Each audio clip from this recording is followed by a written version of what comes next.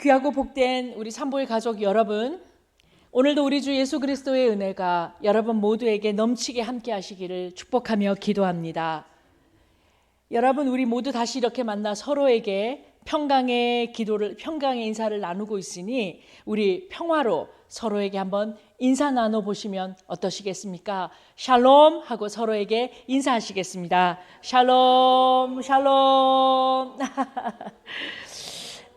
언젠가 한 학생이 바깥에서 열심히 체육활동을 하고 뛰어 들어오더니 얼굴이 벌겋게 상기가 된 채로 그대로 제게로 달려들면서 이렇게 물었습니다.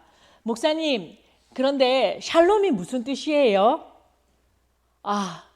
이때는 정말 제가 행복해지는 순간입니다. 전공이 나오는 거잖아요. 저에 대해서 물어봤잖아요. 너무나 기쁨이 좋고, 아이들에게 복음 이야기를 할 수 있는 질문, 아이들이 그게 뭐예요? 부활절에는 왜 계란 먹어요? 이런 질문하면 화장실이 다 뭡니까? 밥이 다 뭡니까? 신이 나서 아이들에게 막 설명을 합니다. 그리고 아이들에게 각 반에 가서 이렇게 말하죠. 얘들아, 제발 궁금해 주세요. 제발 질문 좀 해주세요. 10번이고 20번이고 30번이고 대답 드릴 수 있습니다. 대답 드릴 때마다 마치 편의점에 가서 사이다를 새로 사서 뚜껑을 떠그덕 열면 탄산이 팡 하고 튀어나오듯이 한 번도 묵은 대답하지 않겠습니다. 여러분 질문해 주세요. 그럼 제가 막 뜯은 사이다처럼 신선한 축복을 꽉꽉 채워서 여러분에게 대답 드리겠습니다. 이렇게 말하고 돌아섰던 저의 모습 속에 샬롬이란 단어는 여러분 아시는 대로 히브리어로 평화와 평안을 의미하는 말이지요. 내가 만난 오늘 내 앞에 이 상대방에게 언제나 하늘의 평화와 평강이 넘치기를, 마음과 몸과 인생과 상황의 모든 근심, 걱정, 염려, 위협이 다 사라지고 오직 하나님만이 주시는 삶의 평강 이 한 가지만 넘쳐나기를 원하는 마음으로 샬롬 하고 인사를 하는 거지요. 그리고 이번에 말씀을 준비하다가 이 샬롬이 다시 공부가 되어졌고, 이 샬롬을 비는 히브리 사람들의 마음 속에서 새로운 것 한 가지를 다시 발견하게 되었습니다.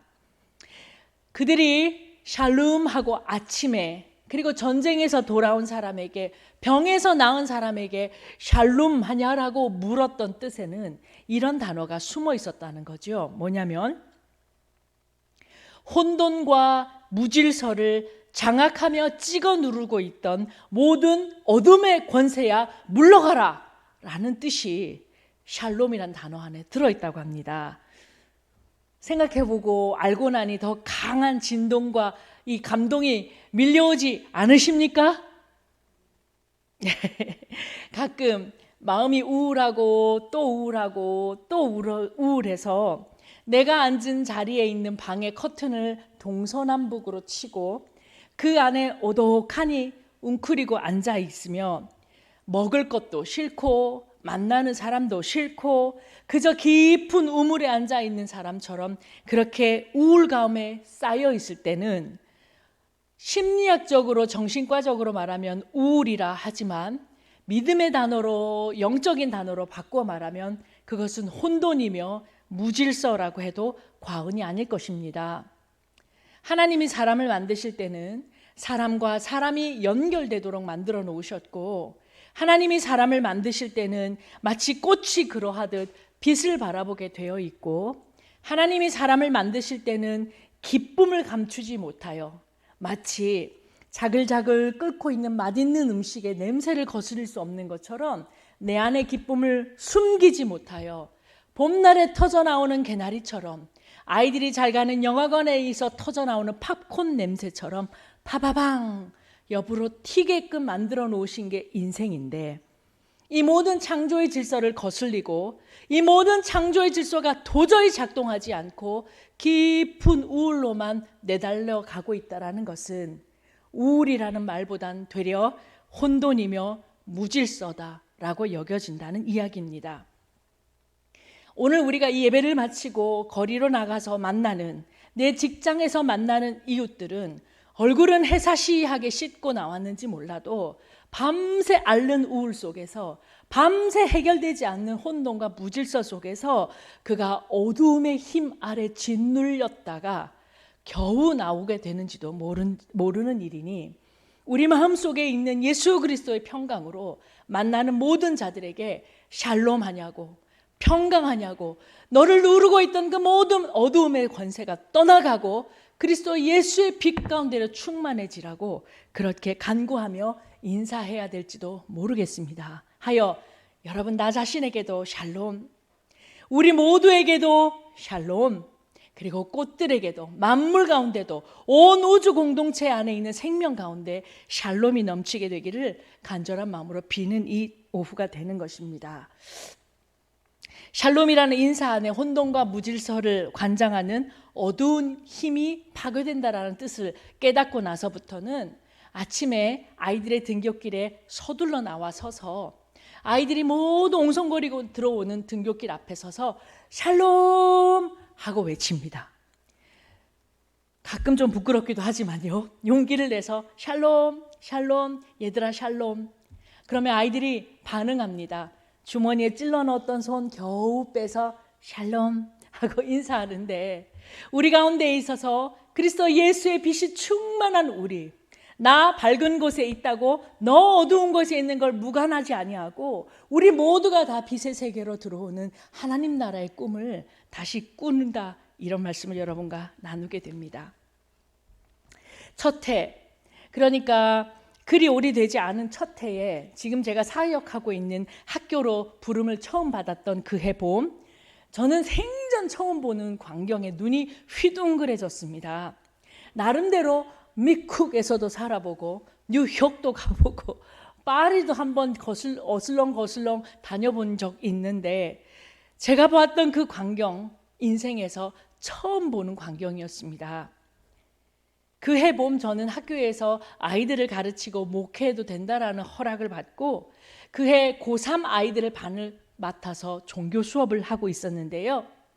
봄이 돌아왔고 옷이 얇아졌던 그 계절, 유난히 깔깔거리기를 좋아하던 3학년 7반으로 들어서는데 뭘 가르쳐 보겠다고 잔뜩 교구를 안고 똑똑 문을 와락 열고 들어서니까 와글와글 앉아있던 고3 여고생들, 그 분내나고 푸릇푸릇한 그 25명의 여학생들이 마치 기다렸다는 듯이 팍 터져 나오는 목소리로, 목사님 야외 수업해요. 꽃이 저렇게 예쁜데 교실에만 앉아있는 건 이거 하나님이 기뻐하지 않으신다고, 이렇게 막 큰 소리를 뻥 치더라고요. 그래서 제가 그때는, 지금도 그렇지만 그때는 사방이 CCTV 달려있고 CCTV가 나만 보는 것 같이 조금은 눈치 보던 시간들이었기 때문에 고3 이제 대학 가야 되는 애들 데리고 봄꽃놀이 갔다면 나 야단 맞는데 싶어서, 얘들아 그게 아니고, 얘들아 내 말 좀 들어봐, 얘들아 하는 사이에 눈 떠서 보니 애들이 다 나가고 없어요. 이미 다 꽃동산으로 출발하는 소리와 함께 전부들 떠나가고요. 혼자 빈 교실에 손만 흔들고 있더라고요. 할 수 없어서 교구 다 내려놓고 아이들 따라 털레 그 뒤를 따라갑니다.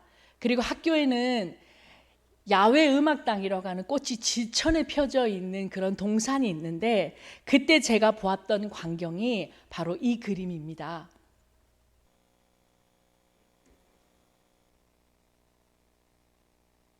앞에서 물끄러미 감탄 속에 보고 있는 사람은 저이고요. 제 가방 속엔 성경이 외롭게 들어가 있고요.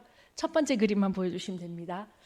정말 벚꽃이 흐드러지게 피었는데 바람이 부니까 저 꽃들이 샤랄랄랄랄라 저마다 노래를 부르면서 꽃비로 떨어지는 게 아니겠습니까? 정말 너무 사람이 감동이 되니까 감탄사가 나오지가 않더라고요.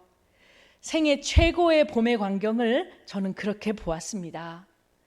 꽃이 다만 예뻐서가 아닙니다. 그렇게 꽃비가 살살 내리는데 말 그대로 뷰티풀한 저 봄날에 저는 학생들과 함께 야외 음악당에 동그랗게 둘러앉았습니다. 그리고 함께 즐거운 봄 노래를 부르고 함께 깔깔거리며 우리들의 이야기를 하면서 배꼽 빠지게 웃었답니다. 누구나 좋은 추억이 하나 있으면 어두운 날들을 너끈히 살아낼 수가 있다고 하지요. 저는 그해 봄날의 그 수업을 도저히 잊을 수가 없습니다. 우리 머리 위로 연보낸 꽃잎이 하나님의 축복의 손마디처럼 휘날리고 있었고요. 우린 모두 누구나 할 것 없이 노래를 불렀고요. 봄날의 햇살이 우리와 함께 하고 싶어서 우리 옆에서 자그락자그락 함께 놀아주었습니다. 그 다음 해 겨울, 이 헤어지고 싶지 않은 아이들과 함께 헤어져야 하는 졸업식이 돌아왔고, 저는 아이들에게 당부하고 또 당부했습니다. 얘들아, 사는 날이 봄날만 있는 게 아니란다. 얘들아, 사는 날이 학교처럼 따뜻하지만은 않단다. 누군가에게 뺨을 맞아야 되고, 누군가에게 말을 맞아야 되고, 누군가에게 배신을 당해야 되고, 누군가에게 업수의 여김을 당해야 되는 맵고 추운 날이 오거든. 얘들아, 기억해라. 학교로 와서 학교 밥을 먹고 학교의 동산을 거닐며 다시 예배하고 너희 자리로 돌아가라 라고 손가락 걸고 약속했지요. 이 녀석들이 돌아가서 자기 자리에서 사는 동안 키가 훌쩍 커서 한 183쯤 되나요? 키가 훌쩍 크고 얼굴이 선선한 남자친구를 사귀기 시작했어요. 학교로 안 옵니다. 남자친구랑 콩닥콩닥 재밌어서 학교 올 틈이 없는 거죠. 아니면 자기가 이루고 싶었던 꿈에 한 걸음 더 다가가서 그런지, 아니면 직장에서 한 스텝 한 스텝 단계를 밟아 올라가고 있어서 그런지 그렇게 쉽게 학교로 돌아오지는 못합니다만 저는 하나도 아쉽지 않습니다. 왜냐하면 올해 하나님이 다시 가르쳐야 될 꽃송이 같은 아이들을 우리 앞에 모아주셨기 때문이지요. 마치 호주머니 속에 감추었던 작은 구슬, 호주머니가 터지면 다글다글 구르는 것처럼, 그 소리가 명랑한 것처럼, 매일 자글자글 구슬이 튀는 소리처럼 웃고 떠들고 명랑한 이 예쁜 아이들을 맞아서 하나님의 마음과 하나님의 세계를 다시 가르쳐야 된다라는 사명이 저를 조금 더 쉬지 못하게 만들고 있지요. 사랑하는 산보의 가족 여러분, 봄날의 찬란함과 생명이 빛 가운데 임하고 있다는 것을 우리가 깨닫게 하려고, 우리로 경험하게 하시려고 올해도 어김없이 눈을 들어 온 땅을 보니 봄꽃들이 앞을 다투어 피어나고 있습니다. 그렇습니다, 여러분. 생명은 빛 가운데 임합니다. 만약에 빛이 없으면 봄도 없을 것이고, 봄이 없으면 꽃도 없을 것이고, 우리에게 생명도 없었을 것입니다. 이 온 우주를 창조하실 때 하나님은 창세기 1장에서 태초에 하나님이 천지를 창조하시니라. 땅이 혼돈하고 공허하며 흑암이 수면 깊음 위에 있고 하나님의 영은 수면 위에 운행하시니라. 하나님이 이르시되 빛이 있으라 하시니 빛이 있었고 빛이 하나님 보시기에 좋았더라 라고 말씀하고 있습니다. 이 온 우주에 하나님이 빛을 만들기 전에는 우주는 무질서와 혼돈, 말 그대로 카오스의 공포감 가운데 가득했다고 합니다. 그 깊은 공허, 그 깊은 혼돈, 그 깊은 카오스 위에 하나님의 말씀이 임하시는데 그 말씀이 곧 빛이 있으라는 말씀이셨습니다. 그 한 말씀에 온 우주에 빛이 임하였고 빛을 낮이라 부르셨고 어둠을 밤이라 칭하시게 되었다고 합니다. 놀라운 창조의 섭리를 따라 이 빛 안에 생명 곧 심장이 뛰고 호흡이 숨 쉬어지고 내 근력이 돌아서 가고자 하는 길로 근력이 활동할 수 있는 인생의 생명이 들어있다라고 성경은 말씀하고 계십니다. 오늘 우리가 이 앞에 있는 사물을 구별하고 주변의 상황을 인지할 수 있으며 살 수 있는 이 모든 것은 하나님이 먼저 빛을 이 땅에 창조하셨기 때문이며 이 빛은 하나님의 창조 섭리의 가장 중심에 있는 것이다, 그렇게 말씀드리고 있습니다. 그래서 그런지 이집트 땅에, 애굽 땅에서 고생하고 있던 이스라엘 백성들을 내어놓으라 하실 때에 이집트 백성들은, 애굽 땅의 사람들은 도저히 내놓고 싶지 않아서 강짜를 부렸지요. 그들 앞에 하나님은 10가지의 재앙을 준비하셨는데 그 중에 하나가 흑암의 재앙이었습니다. 말 그대로 흑암, 내 눈앞에 손가락 하나 바짝 세워 올려도 내 손가락을 내가 구분할 수 없는 깊고 깊은 흑암이 재앙이 되었다라는 것은 사는 자에게, 생명 있는 자에게, 인간에게 빛이 얼마나 중요한 것인가를 다시 한번 알려주는 이야기가 되고도 남습니다. 빛이 만물을 살게 합니다. 빛이 없으면 만물은 살지 못합니다. 숨을 쉬지 못하고 앞을 보지 못하고 호흡을 쉬지 못할 것이며 온기라고는 하나도 없는 냉대에 사로잡혀서 우리는 생명과 동떨어진 채 죽어가야 하는 것입니다. 그리고 이 생명의 빛은 하나님께 속한 하나님의 고유한 능력이며 하나님의 은혜입니다.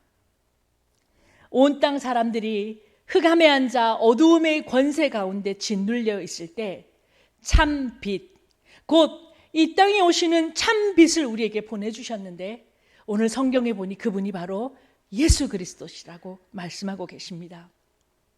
예수님은 빛 그 자체이십니다.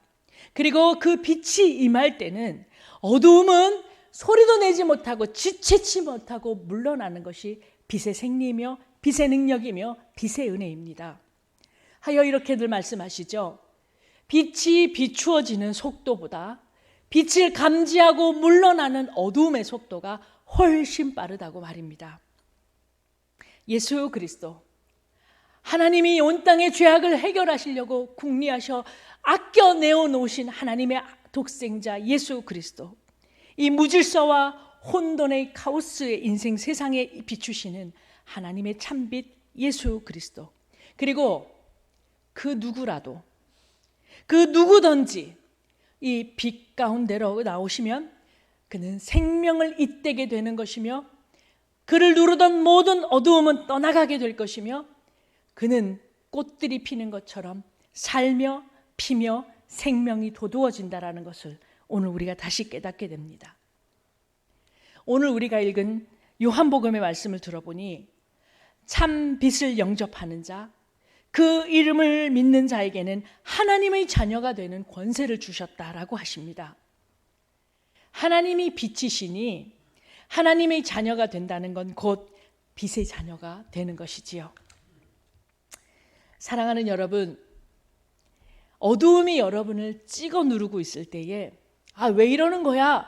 라고 팔도 못 펴고 그 어두움의 권세 가운데 눌려 있어야 할 때에 삶의 소망이라고는 한 푼도 보이지 아니하고 살아온 날도 고단했지만 살아가야 될 날도 눈물이겠구나, 짙은 탄식을 식탁 위에 음식처럼 먹어야 되는 어두움의 날들이 임하셨다면, 그랬다면 운동화 끈 동여매시고 얇은 겉옷을 걸쳐 입으시고 집 앞 화단으로 꽃 어여쁘게 핀 자리로 불어 길을 나서 보시기 바랍니다. 화단에 핀 소소한 꽃들도, 훌쩍 키높이에서 피는 벚꽃들도 모두 하나님의 빛 가운데서 자신들의 생명을 반응하는 것임을 우리 눈으로 확인하게 되실 것입니다. 그리고 그 꽃들에게 목소리 내지 아니하여도 좋으니 그 소소히 피어서 언제 질지 모르는 약하나 약해 보이지 않는 그 소소한 꽃들에게 이렇게 한번 물어보십시오. 너희는 어째 이 봄 돌아온 줄 알고 어째 이래 피니? 뭘 알아 이래 피니? 그러면 그 작은 송이의 꽃들이 이렇게 대답할 겁니다. 우리는 그분의 빛 비추임을 따라서 우리는 또 핍니다. 빛이 이 모든 꽃을 피어나게 한 것처럼 빛이 비추이면 우리는 살아갑니다.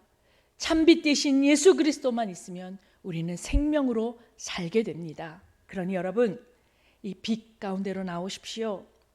나도, 우리도, 꽃들도 하나님이 위에서 비추는 은혜의 빛 가운데로 나아가서 하나님이 우리에게 풍부해 주신 생명을 살며 하나님이 여기 있다 가져가라 하셨던 생명의 기쁨을 기뻐하며 여기 있다 내 것이다 라고 내어주신 인생의 놀라운 은혜들을 누리며 사는 이 봄날에 이날에 부활의 계절을 맞이하려 기다리는 우리가 되기를 간절한 마음으로 빌고 원합니다. 사랑하는 산보의 가족 여러분, 혼자 힘으로는 우리에게 있는 이 짙은 어둠의 권세를 이기지 못할지도 모릅니다. 목사로서 목회자로 살면서 모든 날들이 봄날이 아니라는 것을 느낄 때는 이 지점입니다. 강단에서 하나님의 언어를 말하고 하나님의 세계를 마치 화가가 그리듯이 그려낼 수 있는 것처럼 말한다고 하여서 목회자가 모두 다 하나님의 세계를 살게 되는 것은 아닐 때, 생의 고민과 질문이 너무 깊어서 욥기 23장에 나오는 말씀 딱 그대로 내가 앞으로 가면 하나님이 계실까, 아니면 옆으로 뒤로 가면 하나님이 계실까 찾으나 계시지 않는다라는 마음의 고독함이 밀려올 때가 종종 있습니다. 사회에서 부닥치는 수많은 어린 목숨들이 억장이 무너져서 죽어가는 모습을 발견하게 될 때에 불의와 무지가 가득한 악한 자들이 계속해서 자기 삶이 옳은 줄 알고 합리화하며 살아가는데도 멀쩡한 것을 내려다볼 때마다 저는 이 무정한 현실 속에 하나님 어디 계신가요? 라는 질문 칼날처럼 벼려서 제 가슴을 겨누기도 합니다. 이런 고독한 씨름의 현장에 맨몸으로 서 있다 하더라도 돌아보아 아무도 없을 것만 같은 어두움이 내가 오늘 저녁에 덮는 이불처럼 나를 덮고 있는다 할지라도 개기일식, 곧 달과 태양이 한 줄로 서서 보이지 않을 것 같으나 그 뒤에 태양이 빛나고 있듯이 어느 때나 어느 곳이나 빛의 근원 대신 하나님이 계시다는 것, 그분은 은폐되어 있을 뿐 유폐되지 아니하셨음에 기어서라도 울더라도 몸에 먼지가 묻고 피가 묻을지라도 그 하나님의 빛 가운데로 나아가려고 하는 모습이 곧 믿음의 길의 모습이다, 그렇게 말씀드리고 있습니다. 이와 같이 빛으로 나아가려고 할 때 사랑하는 성도 여러분, 우리 이 두 가지 근본적인 믿음은 가슴에 꼭 갖고 가십시다. 그 하나는 하나님께서는 내 모든 기도에 언제나 응답하신다라는 믿음, 그리고 두 번째는 하나님이 내 삶을 떠나신 적이 없다라고 하는 믿음. 이 두 가지 믿음만 양쪽 가슴에 꼭 끌어안고 비록 빛이 안 보이는 날이라도 빛을 향하여 몸을 드는 꽃들처럼 이렇게 하나님의 빛 가운데로 나아가려 몸부림할 때에 하나님은 여태 내가 알지 못했던 새로운 얼굴로, 여태 나를 만나 주셨던 방법이 아닌 전혀 새로운 모습으로 나 여기 있다라고 당신을 우리에게 보여주시고 우리는 그 한 모금의 하나님으로 온 인생이 목말라 하지 않는 복 있는 삶을 살게 되게 될 것입니다. 아주 작은 꽃송이들도 어두움에 이렇게 가려둔 채 영양수만 먹이고 정말 비싼 비료만 줄 터니 꽃 피어라 한다면 개가 필 수가 있을까요? 피지 못할 겁니다. 백발백중 피지 못할 것입니다. 아무리 좋은 영양소, 과학자들이 빼낸 음료와 비료를 준다 할지라도 피지 못할 것입니다. 하늘의 빛 한 줄기만 닿아도 그는 피어날 것입니다. 나도, 우리도, 꽃들도 그렇습니다. 우리에게 생명 되신 예수 그리스도의 빛이 임하여 저와 여러분 과거에 아팠던 추억들을 뒤로 하고 현재의 무거운 짐들을 살짝 내려놓고 오직 빛 가운데로 나아가 춤추는 저 작은 개나리들처럼, 저 작은 봄꽃들처럼 하나님의 허밍 소리에 맞추어서 천국의 춤을 추는 부활의 계절을 맞이하려 기다리는 여러분들 다 되실 수 있기를 바랍니다. 우리가 모여있는 이곳을 다른 사람들이 보면 삼복꽃동산이라고 부른대요. 진짜 그러냐고요? 이제 앞으로 그렇게 부를 거래요. 사람이 꽃이고 우리가 모여서 하나님을 함께 찬양하는 이 교회가 꽃동산이며 하나님이 우리의 주인이시고 우리를 물 주시고 빛 주시며 우리를 생명 다하여 피게 하시니 우리가 할 일은 그 꽃들처럼 우리 하나님 비추어 주시니 나는 핍니다 하여 온 얼굴에 생명이 감돌고 생기가 감돌고 꽃향기가 감도는 우리의 산보의 가족들 다 되실 수 있기를 간절한 마음으로 기도합니다. 아멘. 함께 기도하시겠습니다.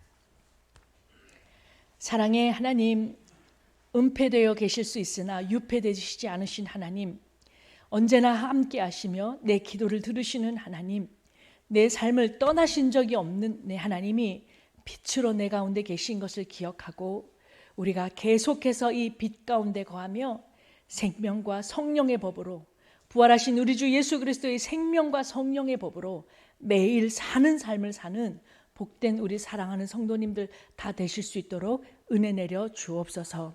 예수님의 이름으로 기도합니다. 아멘.